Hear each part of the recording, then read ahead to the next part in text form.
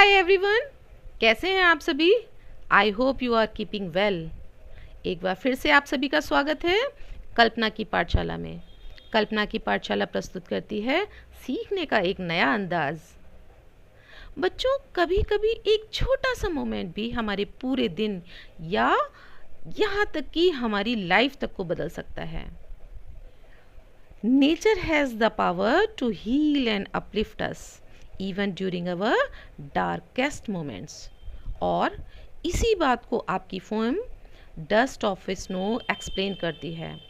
American poet Robert Frost के द्वारा रचित ये छोटी सी परंतु एक बहुत ही पावरफुल पोएम है। इसके छोटी और सिंपल होने के बावजूद भी इसका बड़ा ही गहरा मीनिंग है। पोइट एक्सप्लेन करते हैं कि कैसे नेचर के छोटे छोटे से इवेंट भी आपके मूड में सिग्निफिकेंट चेंज ला सकते हैं। ये कविता नेचर की हीलिंग पावर पर जोर देती है और बताती है कि सिंपल सा मोमेंट भी हमारे बुरे दिन को बदल सकता है।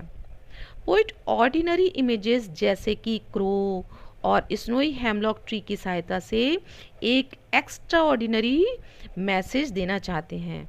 क्या कि नेचर में हमारे दुख को सुख में बदलने की ताकत है। बच्चों, अब थोड़ा बहुत रॉबर्ट फ्रॉस्ट के बारे में भी जान लेते हैं।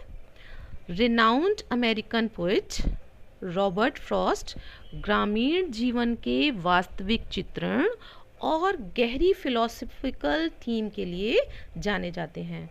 उनका जन्म सैन फ्रांसिस्को में 26 मार्च 1874 को हुआ था।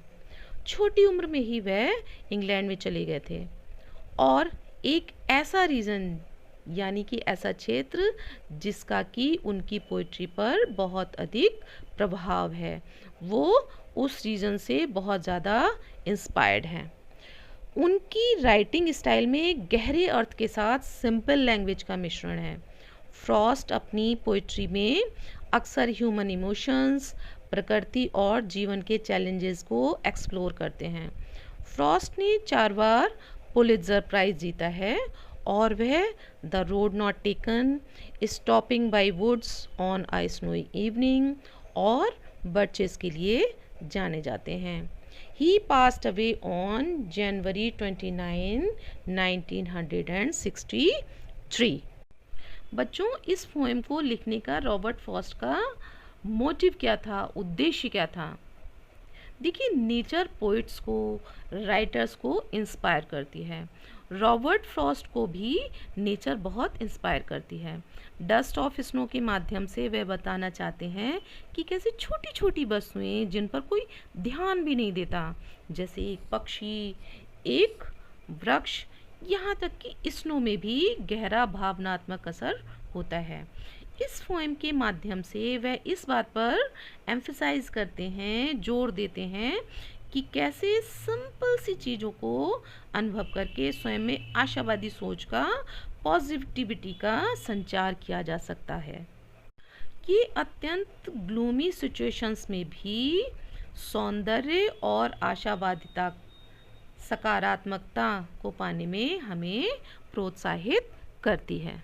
तो चलिए ब्रीफ में यानी कि संक्षेप में समझते हैं, कम शब्दों में समझते हैं कि पोएट ने डस्ट ऑफ स्नो के माध्यम से क्या कहा है।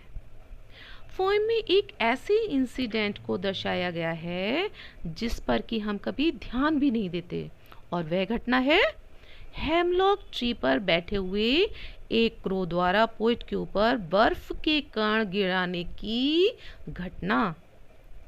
कौवा ट्री को शेक करता है, उसके ऊपर से उड़ता है, और जब वो उड़ता है तो ट्री शेक होता है, और तभी क्या होता है, dust of snow falls on the poet. ये माइनर सा यानी कि बहुत छोटा सा दिखने वाला क्षण बड़े ही आश्चर्यजनक रूप से कवि के मूड में सुधार ले आता है।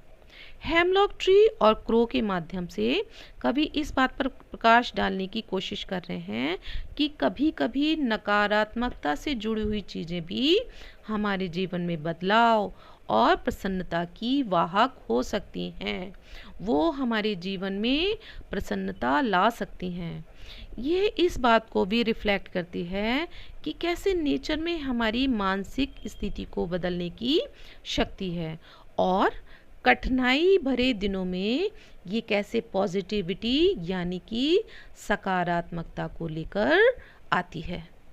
डियर स्टूडेंट्स, ये थी रॉबर्ट फ्रॉस्ट की सुंदर कविता डस्ट ऑफ स्नो की एक झलक।